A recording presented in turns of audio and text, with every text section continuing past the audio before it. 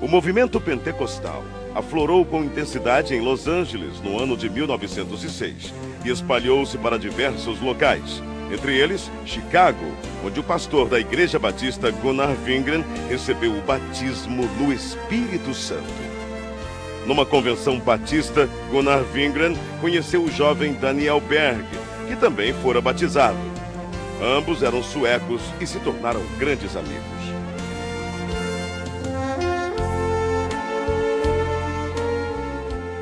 Mais tarde, em South Bend, durante uma reunião de oração, Gunnar Wingren relata aos presentes o que Deus lhes havia revelado. Brothers, the Lord has shown us that we must go to South America, to a place in Brazil called Pará.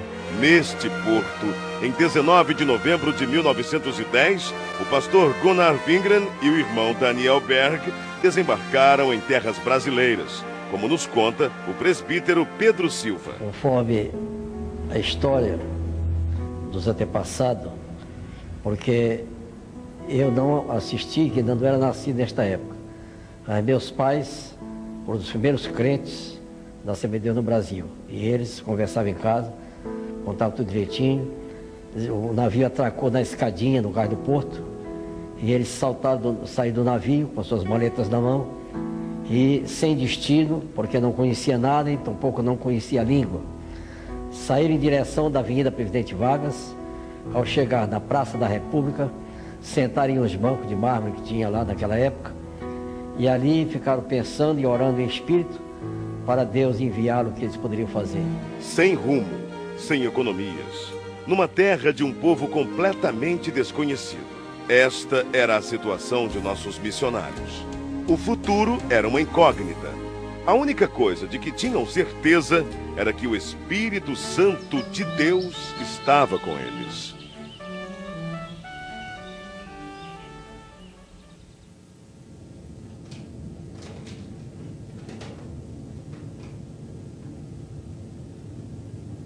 Daniel! Yes, go ahead, speak. The editor of the newspaper is our brother Justice Nelson, a Methodist pastor I knew in North America. Tomorrow, you look for him. He will certainly give us the necessary orientation here in Brazil. Praise the Lord, praise the Lord, Lord. Amen, amen. O pastor metodista Justus Nelson os recebeu muito bem. Disse-lhes a respeito da Igreja Batista de Belém e prometeu levá-los até lá.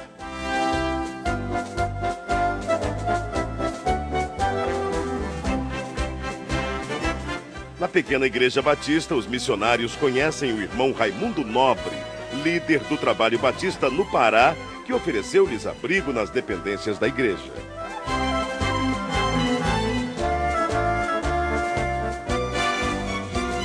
Mais tarde, os missionários foram apresentados ao irmão Adriano Nobre, membro da Igreja Metodista e primo de Raimundo Nobre.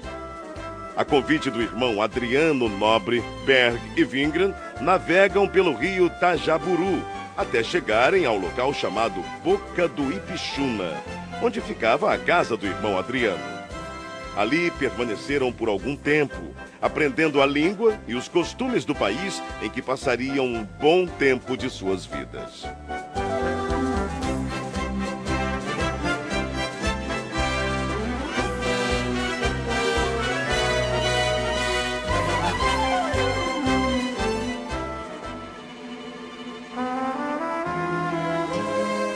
De volta à Igreja Batista, não cessavam de orar dia e noite, avivados pelo Espírito Santo. Isto causou inquietação em alguns membros, que os censuraram e os chamavam de fanáticos. Mesmo assim, os dois não se abalaram e continuaram orando e testificando sobre o batismo no Espírito Santo. Em 2 de junho de 1911, o Senhor batizou a primeira brasileira a crer nas promessas de Atos 2:39. Irmã Celina Albuquerque estava orando em sua casa quando começou a falar em línguas estranhas pelo poder do Espírito. Irmãos, o que tem acontecido aqui, o que tem acontecido conosco, é maravilhoso. não podemos deixar de falar de coisas tão maravilhosas, do cumprimento da promessa que nos foi garantida pela palavra de Deus. Não podemos fechar os olhos para o derramamento do Espírito Santo. Irmãos, não podemos deixar que doutrinas estranhas invadam nossa igreja. O fato gerou uma grave polêmica na igreja. A maioria creu na doutrina do batismo no Espírito Santo. Entretanto, outros membros, liderados pelo irmão Raimundo Nobre, rechaçaram completamente a ideia e votaram a favor da exclusão dos simpatizantes ao movimento pentecostal. As 17 pessoas que saíram da Igreja Batista se reuniram na casa da irmã Celina e ali, juntamente com os missionários Daniel Berg e Gunnar Wingren, abriram um novo trabalho. Enfim, em 18 de junho de 1911, na rua Siqueira Mendes, número 67, começava a se estabelecer a primeira Assembleia de Deus no Brasil. Enquanto o pastor Gunnar Wingren pastoreava a igreja em Belém, Daniel Berg saía como colportor, vendendo Bíblias e pregando o Evangelho em diversas cidades. Eram tempos difíceis, de longas jornadas, mas Deus jamais desamparou aqueles que lutam por sua palavra.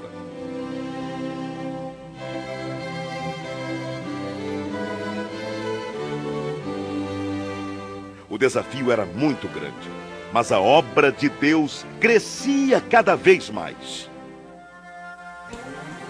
Absalão Piano, pastor pentecostal brasileiro, ordenado por Gunnar Wingren em 1913, em Rio Preto, Tajaburu do Norte. Depois dele vieram Crispiano de Melo e Adriano Nobre. Neste mesmo ano, o pastor Gunnar Wingren deu início ao trabalho missionário brasileiro, enviando para Portugal o irmão José Plácido da Costa e família. Em maio de 1913, o trabalho foi estabelecido e os portugueses passaram a conhecer a mensagem pentecostal. Mais tarde, o irmão José Matos se juntou ao trabalho. 1914. Estoura a Primeira Guerra Mundial. Em 25 de outubro deste mesmo ano, chega ao Brasil mais um missionário sueco, Otto Nelson e sua esposa Adina Nelson. No ano seguinte, foi a vez do missionário Samuel Nestran e sua esposa Lena Nestran.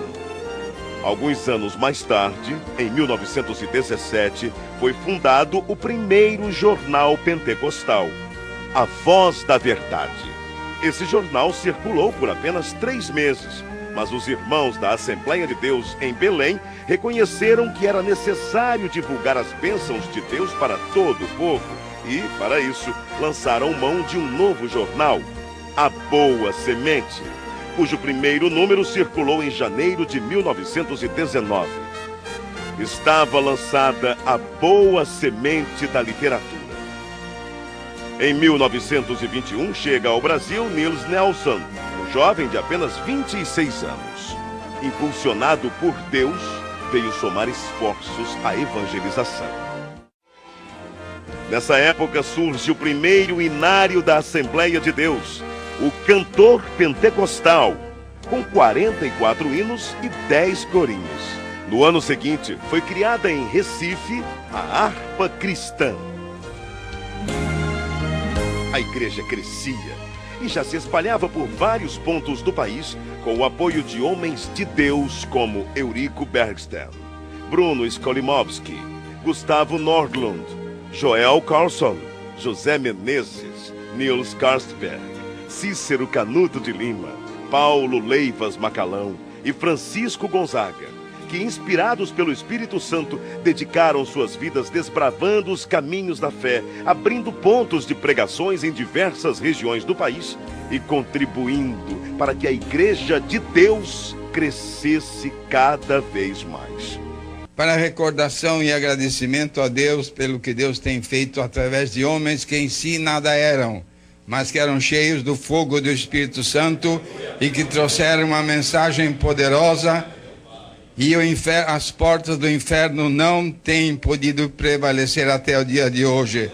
Mas, graças a Deus, esta obra permanecerá maravilhosamente até o dia da vinda do Senhor. Era preciso ampliar o trabalho de evangelização por meio da palavra impressa. Para isso, em 1923, o irmão Samuel Nistran se empenhou em adquirir máquinas para a impressão do jornal Boa Semente, folhetos e livros. Reconhecendo o valor da literatura cristã, o pastor Gunnar Wingren e seus auxiliares resolveram fundar um jornal evangélico na capital federal, o qual denominaram Som Alegre. Em 1930 foi realizado em Natal, Rio Grande do Norte, a primeira Convenção Geral das Assembleias de Deus. Com pesar, a igreja se despediu do pastor José Felinto, recolhido à glória durante a convenção. Na mesma assembleia foi decidido que os trabalhos do Brasil passariam a ser dirigidos pelos obreiros nacionais, com apoio dos missionários. Também foi decidido que os jornais Boa Semente e o Som Alegre se uniriam num só, formando um novo jornal que se tornou um órgão oficial das Assembleias de Deus do Brasil, o nosso Mensageiro da Paz.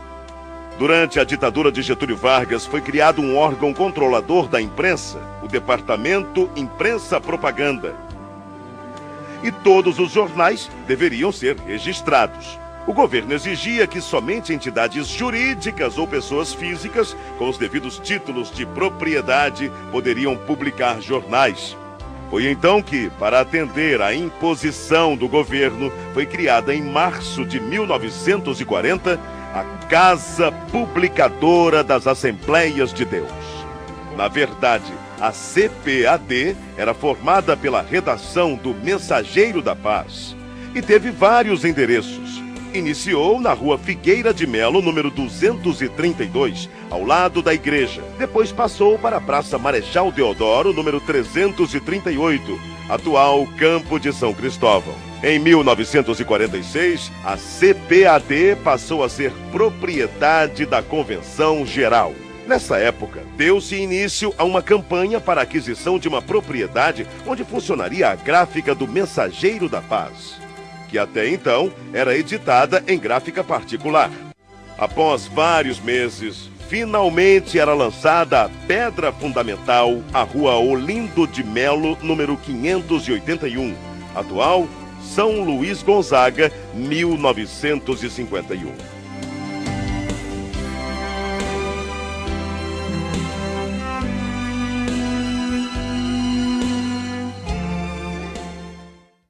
Ide e pregai. É preciso ultrapassar fronteiras e chegar até os confins da terra, anunciando que Jesus Cristo é o Senhor.